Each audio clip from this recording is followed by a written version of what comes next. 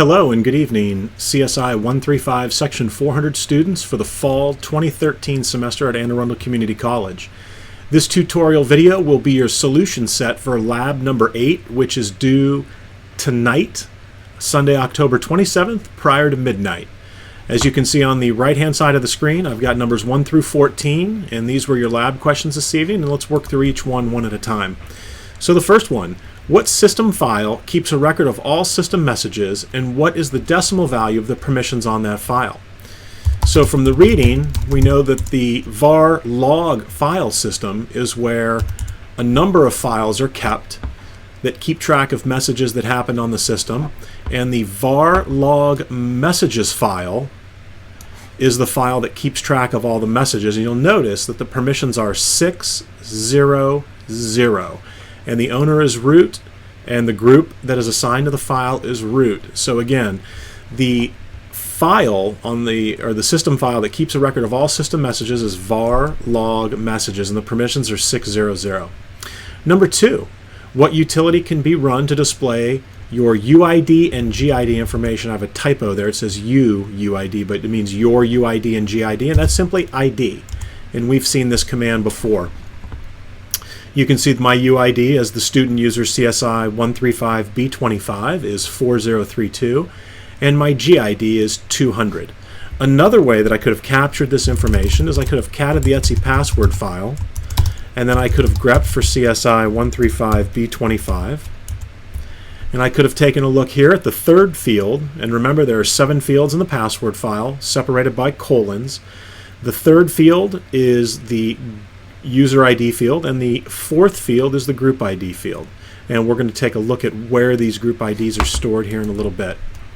All right, number 3, why is it never a good idea to have the current working directory as part of the user root's path? And we spoke about this not this past week, but the week before, and the reason it's never a good idea is because you especially don't want to have the current working directory searched early in root's path, because someone could create a script, for example, and name the script ls, and if the root user were to cd into that directory and type the ls command, if the current working directory is being searched prior to /bin or /user/bin, then what would happen is the ls script that exists would be executed first and could steal an instance of the root login shell. All right, so that was number 3. What is the process ID of the init process, and who is the owner of the process? So we remember ps-ef will show us the processes that are running, and I'm going to go ahead and type in, we're going to pipe it to more because it'll be more than a screen full, but we're going to see what we need right here.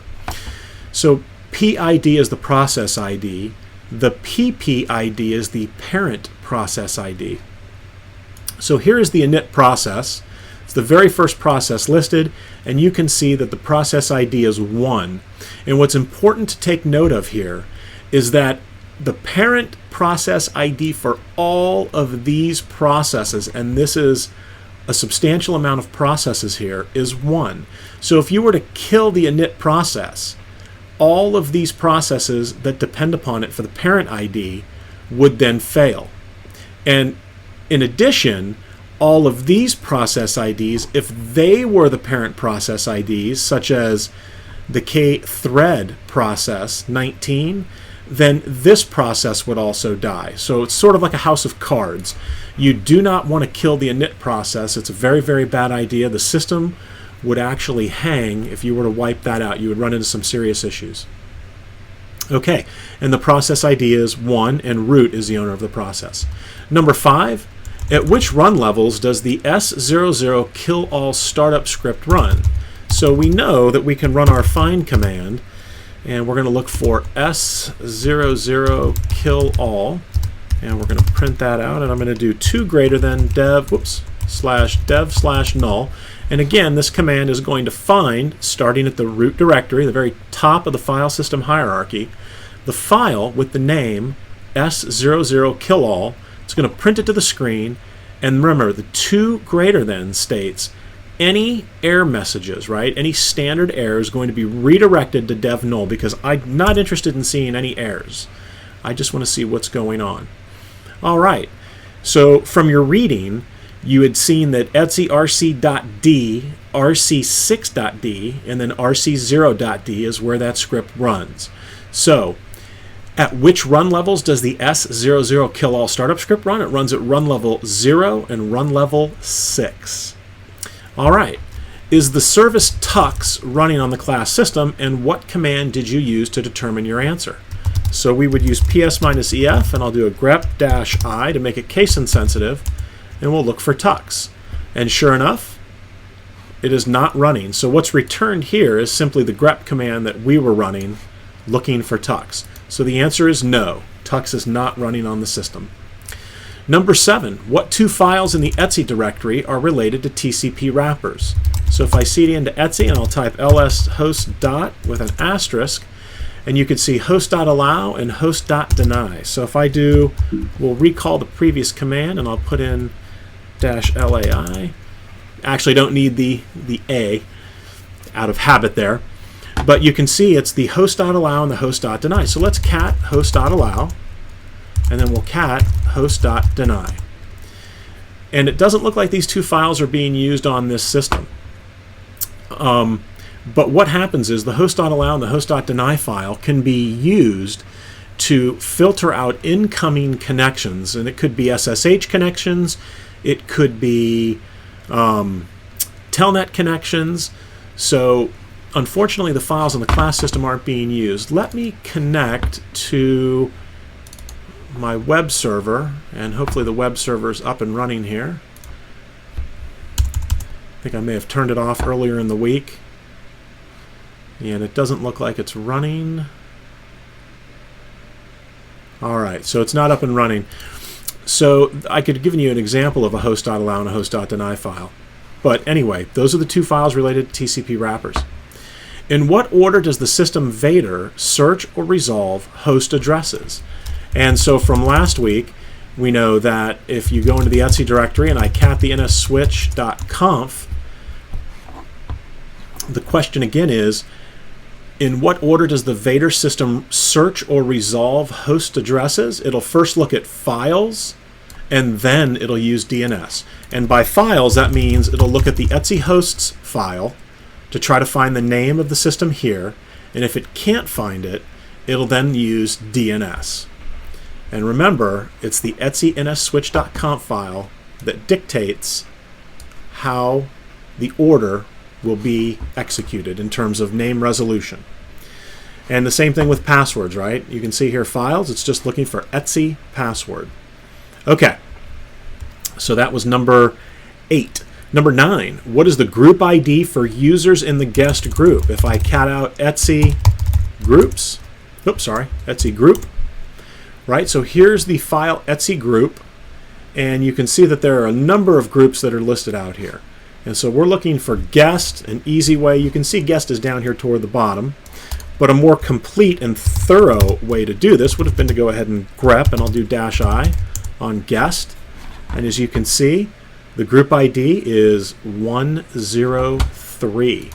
And then if you wanted to check to see who's in the guest group, we'll grep for 103 and see what we get. Well, that's his user ID, so it doesn't look like the guest group is being used by anybody in the password file at this time, so that's okay. All right, so the guest group ID is 103. All right, what is the label on the boot partition? If I cat out the etc fs tab, we can see that the label on the boot partition, the /boot partition, it looks like they've changed it to boot1. The label is just boot1. It was something else, I think, a year or two ago, but today it's just /boot1 is the label that is on the boot file system.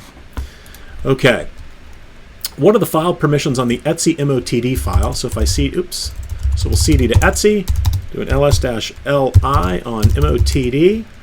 All right, so the permissions are 644. And what does the file do on the class system? If I cat out, because we have read permissions, if I cat etcmotd out, you'll notice that the message of the day is simply the message that's printed when you log in. So for example, if I were to log out right now, and you can see I'm logged out, and then I'll log back in, this is where you see the message of the day. It tells you who to contact in the case of any difficulties or any problems, talks about printing, and it tells you the students, your default shell is bash. All right. Number 12, write a shell script that prompts the user for their login ID and then prints out a message telling them their group ID number. All right, so let's call this grpid.bash. So again, we get the magic number followed by the absolute path name to the shell we want this script to be executed with. We're going to do echo space -in. Please enter in your login ID, and we're going to read login ID. And so the variable that we're creating is going to be the login ID. The value of that variable will be the login ID of the student who's running the script and enters their login ID in. All right, and then we're simply going to cat the etc password file. I'm going to grep on $login ID, and then I'm going to run the awk command that we've seen a number of times, and we'll make sure we have the -F, right? So we indicate the field separator since it's not white space. And we know that the group ID, which is what we're looking for, is the fourth field over. The third field is the user ID. The second field is the etc shadow entry. And the first field is the login ID. All right, and so that would print out the login ID. And let me go ahead and wrap this up into file. All right, so now I'm going to do a chmod u+x on grpid.bash. And now if I run grp, it says please enter your login ID, and I'll say tpb, and my group ID is 100, which is the faculty group. So if I were to cat etc group, and grep on 100, we should see the faculty. We do. Now what if I enter in the student information, CSI135-400 from the student account, and that's 200. And if we grep 200 out of the etc group file, you can see that that is in fact student. All right, so let me clear the screen. I'll cat groupid.bash, and so again, that would simply cat out. Okay, number 13, write a shell script that prompts the user for the login ID and then prints out a message telling the user the IP address of the 3 servers used by the system Vader for DNS services. So again, we'll just do dns.bash, magic number, followed by the absolute path name to the shell we want to run the script. So it says echo-in, and we want to prompt the user for their login ID. Please enter your login ID. All right, we're going to read in login ID, and then we're going to echo out we'll use the login ID here. So we'll say login ID, the DNS servers for Vader are, and then here we're going to cat out the etc resolve.conf file, and we'll end it there. All right, so now I'm going to go ahead and do a chmod u+x on dns.bash, and now we'll run dns.bash. My login ID is tpb, and there we go. And you'll notice that it comes out with the search domain, or the search argument that provides a domain that it's supposed to search first. So if we didn't want that, what we could do is we'll clean this up a little bit, and I'll come back to cat etc resolve.conf, and I'm going to do a grep-v on search. So it's going to clean that up. And let's actually, we can clear the screen even here. So I'll clear the screen, and we'll save our file. And so if I do /dns.bash, screen is cleared. I say tpb, and it says tpb, the DNS servers for Vader are, and it lists those out. Okay, finally, it says use the case structure. Create a shell script that offers the user a selection of at least 5 utilities from which to choose from, and then when the user selects a specific option, the utility selected is then run. All right, so let me go ahead and take a look in here. I think I had this teed up, and give me just 1 second. Get logged in here, and I've got the, let's see, dash name case dash print, and we don't have it, so it looks like we may have to go from scratch. So let me create it from scratch. Final one on the lab. Number 14, use the case structure. So I have a case structure queued up here, and it's called case.bash. And so what it would look like is I clear my screen, and it says please enter your menu choice from above. So if I did A, it would do the uptime. If I did B, it would do the who utility. If I did C, it's going to run the last utility. If I do D, it's going to run the ID utility. If I do E, it would run the W utility. And if I do F, it's simply going to exit. Now what's interesting is, and I'll show you the code for the script here, the source code in a second. If I entered in M, which isn't a choice, so it says read the directions, and we're going to correct the spelling on directions here in a second. So let's go in and take a look at the source code. So here it is. This is every line of the script. And again, at the top, I basically put my magic number followed by the absolute path name. Whoops. Absolute path name to the shell that I want to execute this script. I clear my screen, put in a blank line at the top. So here's my menu, and here's how I create the menu, right? And here are the different options that can be selected. And then we come down to where we prompt the user for input, and maybe it would be a good idea to, whoops, ECHO. We're going to put a blank line in there to give a little space between the menu and the prompt for the user. It says please enter your menu choice from above, and then it reads in what the user enters, which should be A through F. And then the case statement begins here, and it says case $choice, and remember that's the variable we created here. The value will be A through F. And someone had asked lowercase, well, what if they enter uppercase? You could do that. And that means uppercase A or lowercase a. Same thing here. I could put in lowercase b or uppercase b, and those will be selected or accepted. And again, I run the uptime command, and then I put the double semicolon underneath. You can put the double semicolon here if you'd like. I see a lot of people do that, but I prefer to put it underneath. Okay, and then here are the commands. Now, the important command is going to be this last command, the asterisk. And what the asterisk represents is an option that has not been provided for selection. And what I mean by that is if the user enters in an option that's not listed here, so lowercase a capital A, lowercase b capital B, uppercase B, lowercase c, d, e, f. So if the user enters in Z, Y, uppercase W, uppercase T, it's going to be caught by the asterisk, which is sort of the catch-all. And this is what will be echoed out. It says read the directions, and we'll correct the spelling on that. Directions. There we go.